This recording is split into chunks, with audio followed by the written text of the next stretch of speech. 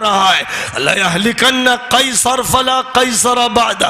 فرمایا تھا کہ قیصر ختم ہو جائے گا، پھر کوئی قیصر نہیں ہوگا۔ اس لیے زید بن حارثہ کو روانہ کیا گیا، اور پھر ابو بکر صدیق نے وقت کے فتنہ ارتداد کا مقابلہ کیا، اور ساتھ ہی ساتھ ابو عبیدہ ابن الجراح اور خالد ابن الولید کو رومن امپائر کے چھکے چھڑانے کے لیے روانہ کر دیا گیا۔ اور پھر 15 ہجری میں، یعنی نبی پاک علیہ السلام کی وفات کے 3-4 سال کے بعد، عمر ابن الخطاب مدینہ منورہ کے معمولی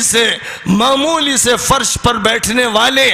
غلامان نبی میں سے ایک غلام نبی اب اس مرحلے میں داخل ہو رہے ہیں کہ فلسطین کی سرزمین میں کلیسا کی چابیاں ان کے حوالے سن 15 ہجری میں کی جا رہی ہیں، جو عیسوی اعتبار سے 636 کا سال ہے۔ وہ دنیا جو 7ویں صدی عیسوی میں اپنے زوال کی آخری منزل کو پہنچ چکی تھی، عمر ابن الخطاب پرشین امپائر کی کنٹری سیریا میں داخل ہو کر فلسطین کی سرزمین میں جا رہے ہیں، اور وقت کے پوپ اور آرک بشپ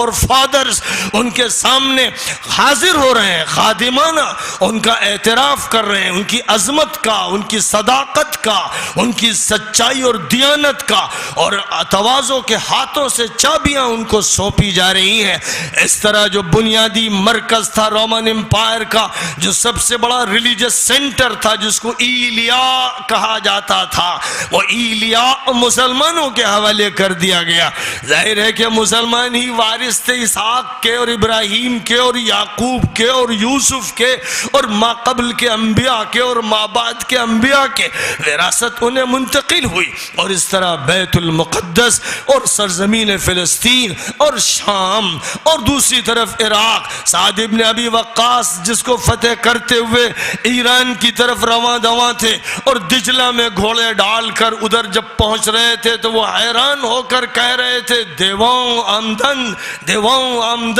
ارے یہ تو جن ہیں، یہ تو بھوت ہیں، یہ تو دریا پر گھوڑے ڈال کے اس طرح چل رہے ہیں جیسے کشتیاں چلتی چلی جا رہی ہوں۔ علامہ اقبال کو کہنا پڑا کہ دشت تو دشت ہے، دریا بھی نہ چھوڑے ہم نے، بحر ظلمات میں دوڑا دیے گھوڑے ہم نے۔ تو ایک طرف عراق کو فتح کر کے ایران کو دستک دی جا رہی ہے، اور دوسری طرف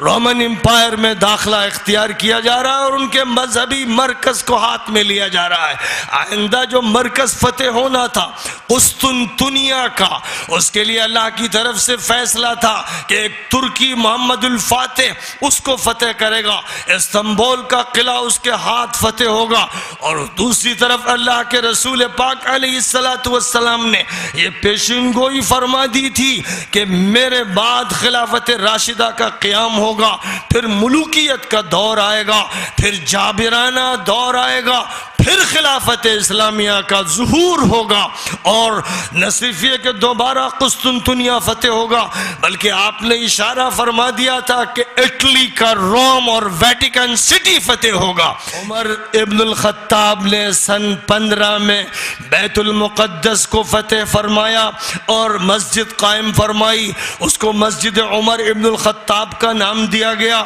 اور اسی سے لگی ہوئی وہ مسجد تھی جس کو مسجد اقصی کہا گیا، جس کے نشانات مٹا دیے گئے تھے، پھر اسے بھی قائم کیا گیا۔